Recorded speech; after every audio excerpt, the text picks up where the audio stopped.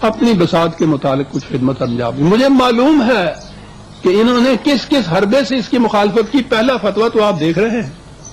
علامہ اقبال کا نام لے کر انہوں نے یہ کہا تھا کہ غرضے کے جادوگران برطانیہ نے اپنی ساحرانہ کارگزاریوں سے سر سید جیسے تجربہ کار عقل مند شخص کو نہ صرف متحدہ قومیت سے بلکہ پالیٹکس اور آئین جدوجہد سے بھی روکا اور اس کے ذریعے مسلمانوں کو ہمیشہ سیاست سے الگ رکھوا کر بالکل ناملد اور ڈرپوک بنا دیا.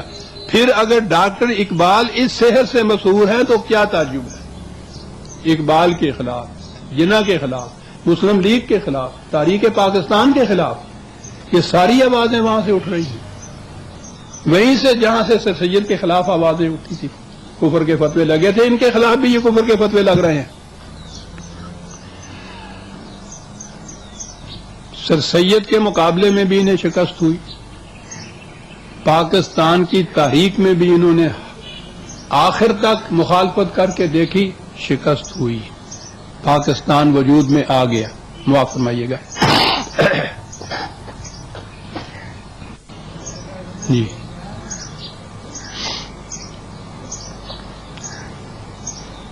علامہ اقبال نے پاکستان کا تصور دیا تھا تو سر سید کے متعلق انہوں نے یہ کہا تھا کہ سر سید نے خوب سمجھ لیا تھا کہ ہندوستان کا سیاسی مسئلہ کیا ہے. سر سید کو علماء نے کیا کچھ نہیں کہا، کافر، ملحد، کرسٹان، لیکن سر سید کا کتنا بڑا احسان ہے کہ انہوں نے خطرے کو بھانپ لیا جو بحیثیت ایک قوم مسلمانوں کو درپیش تھا. انہوں نے مسلمانوں کی جداگانہ قومیت پر زور دیا. وہ جب تعلیم پر زور دیتے، تہذیب و تمدن میں آگے بڑھنے کی تاکید کرتے، جب بھی ان کا کہنا یہی تھا کہ ہم اپنا جداگانہ ملی وجود بہرحال قائم رکھیں گے. پھر انہوں نے کہا کہ یہی وجہ ہے کہ علی گڑھ کی بدولت ایک عام بیداری پیدا ہوئی اور قوم کے قوائے علم و عمل حرکت میں آئے. یہ گویا ہماری نشأت ثانیہ ہی کی ایک تاریخ تھی اور اس کے بالمقابل دیوبند کی تاریخ تھی. علی گڑھ کی تاریخ مسلمانوں کو تاریکی سے روشنی میں لانے کی تاریخ تھی اور یہ تاریخ جسے میں دیوبند کی تاریخ جسے انہوں نے کہا ہے، یہ مسلمانوں کو پھر سے روشنی سے تاریکی میں دھکیلنے کی تاریخ تھی. 1000 سال ازمنہ وسطیٰ کے حالات کے اندر مسلمانوں کو لے جانے کی تاریخ تھی. زمانے کے ساتھ نہ چلنے کے قابل بنانے کی تاریخ تھی. دنیا میں ان کو بہرے اور گونگے بنا کر رکھنے کی تاریخ تھی. یہ تو ایک اتفاقی بات ہے کہ ان مسلم ممالک میں سے وہ زر سیال جو ہے وہ ابھل کے نکل رہا ہے اور اس کی وجہ سے یہ دنیا کے اندر زندہ ہے. ورنہ جہاں تک علوم کا تعلق ہے وہ ایک سوئی بنانے کے بھی قابل نہیں ہے اب تک. اب آہستہ آہستہ کہیں جا کر ان کو بھی اس کے متعلق احساس ہوا ہے.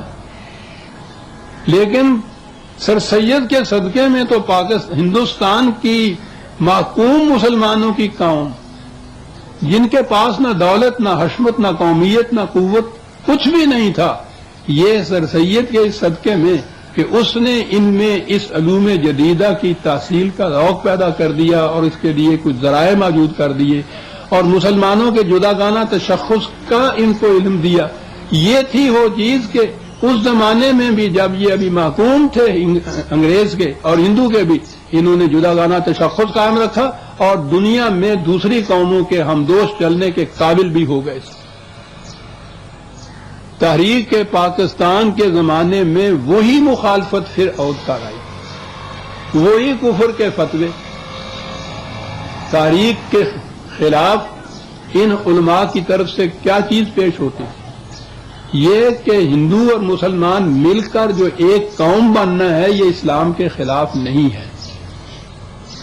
علامہ اقبال اور مولانا حسین احمد مدنی علیہ الرحمہ کے درمیان آخری دنوں کے اندر جو ایک خط و خطابت ہوئی تھی، بیانات ہوئے تھے، یوں کہ یہ خط و خطابت نہیں تھی. مارکہ دین و وطن جس کا نام رکھا تھا علامہ اقبال نے، وہ یہ چیز تھی. وہ یہ کہتے تھے کہ مسلمان اور ہندو ہندوستان کے اس جغرافیائی حدود کے اندر رہنے والے تمام مذاہب کے لوگ سارے مل کر ایک قوم بنتے ہیں.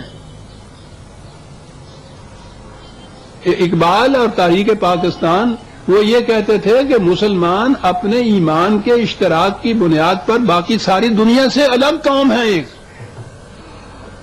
یہ تھی وجہ نزاع دونوں میں. آج بھی مولانا مدنی کا وہ بیان جو ہے پیمفلٹ کی شکل میں شائع کیا. میں ایک چیز عرض کر دوں.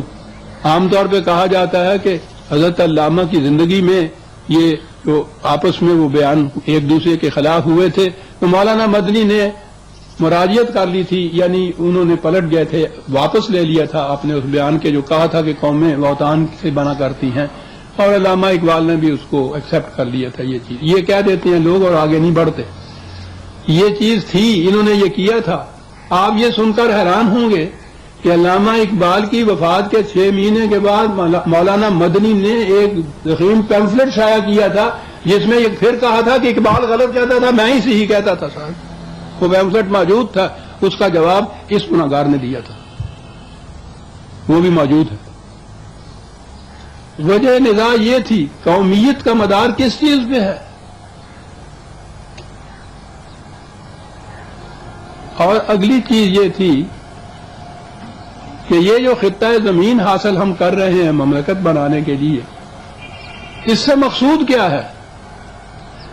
مولانا مدنی نے ہی یہ کہا تھا کہ جب ہندوستان کے رہنے والے ہندو وہ بھی انگریز کو نکالنے کے لیے کوشش کر رہے ہیں اور آپ مسلم لیگ والے بھی یہ کہتے ہیں کہ انگریز کو نکالنا ہے، تو پھر دونوں کا مقصد متحد ہے، مشترک ہے، تو ہمارے ساتھ مل کے کیوں نہیں آپ یہ جدوجہد کرتے. تو علامہ اقبال نے اس میں یہ جواب دیا تھا کہ ہندوستان سے انگریز کو نکالنا بے شک ہمارا فریضہ ہے، اس کے بغیر تو ہم اپنی مملکت قائم نہیں کر سکتے، لیکن ہندو کا اور ہمارا جو اشتراک ہے وہ صرف اس حد تک ہے. بات آگے چلے گی کہ یہ منفی یا لا کا حصہ کاہے کے لیے ہے. انگریز کو نکالنے کے بعد ہندو کی سیاست یہ ہے کہ ہندوستان میں جمہوری قاعدے کے مطابق ایک مملکت قائم کی جائے جس میں مسلمانوں کو صرف شخصی امور جو ہے مذہب کے اس کی آزادی ہوگی، باقی سارے امور جتنے بھی ہے جمہوریت کے مطابق طے ہوں گے جس میں ہندو کا پلڑا بھاری ہوگا. ہم جو کوشش کر رہے ہیں تو انگریز کو نکالنے کے بعد اس خطہ زمین میں خدا کی کتاب کے مطابق حکومت قائم کرنے کے لیے کر رہے ہیں. یہ ہے تم میں اور ہم میں فرق، اور یہ ہے وہ فرق جس میں مفاہمت نہیں ہو سکتی، کمپرومائز نہیں ہو سکتا کسی کے ساتھ بھی، حتیٰ کہ آپ لوگوں کے ساتھ بھی نہیں. کیونکہ مولانا مدنی نے اور ان علماء حضرات نے یہ کہا تھا کہ ایسی جمہوری حکومت جس میں ہندو، مسلمان، سکھ، عیسائی سب شامل ہوں، حاصل کرنے کے لیے سب کو متفقہ کوشش کرنی چاہیے. ایسی مشترکہ آزادی اسلام کے اصول کے عین مطابق ہے. وہ یہ کہتے تھے.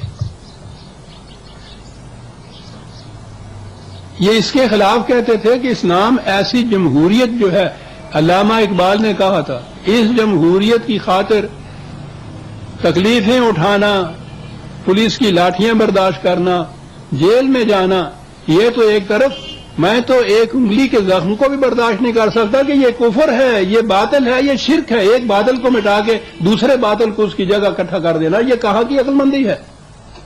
لیکن وہ آخر تک اس کی مخالفت کرتے رہے. آپ کو معلوم ہے کہ یہ مخالفت کرنے کے لیے یہ اٹھ کے کیسے چلے گئے تھے. قائد اعظم نے یہاں آ کر پہلا الیکشن بورڈ قائم کیا تھا. اس الیکشن بورڈ کے ممبر یہ حضرات بھی تھے، جمیعت العلماء والے، مولانا مدنی، مفتی کفایت اللہ، مولانا احمد سعید مرحوم وغیرہ سب یہ ان کے ساتھ تھے. پہلی میٹنگ جب یہ الیکشن کے بورڈ کی ہوئی ہے جس میں یہ لوگ تھے تو انہوں نے یہ مطالبہ کیا تھا کہ ہمیں 50,000 روپیہ دیا جائے تاکہ ہم اس کے پروپیگنڈے میں صرف کریں. تو قائد اعظم نے کہا تھا کہ آپ حضرات کو معلوم ہے کہ اس وقت ہم اٹھے ہیں، ایک پیسہ بھی لیگ کے فنڈ میں موجود نہیں ہے، تو 50,000 روپیہ ہم کیسے دیں.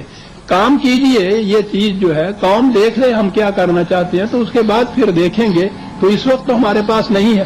انہوں نے اس بورڈ سے استعفے دے دیے اور کانگریس میں جا کے شامل ہو گئے، اور آخر تک